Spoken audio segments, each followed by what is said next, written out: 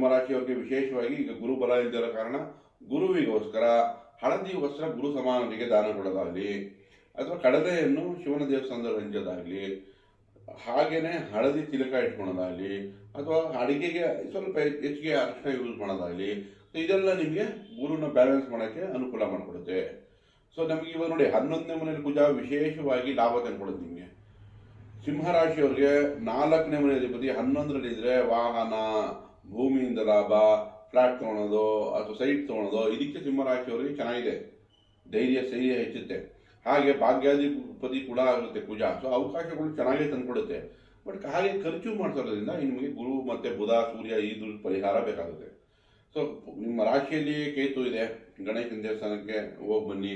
ಈಗ ಇಷ್ಟೊಂದು ಪರಿಹಾರ ಮಾಡ್ಕೊಂಡು ಬಂದು ಸಣ್ಣದಾಗಿ ಒಂದೇ ಸರಿ ಆಗಬೇಕು ಅಂದರೆ ವಿಶೇಷವಾಗಿ ನಾಗರ ಪಂಚಮಿ ಆಚರಿಸಿ ವರಮಹಾಲಕ್ಷ್ಮಿನ ಚೆನ್ನಾಗಿ ಆಚರಿಸೋದ್ರಿಂದ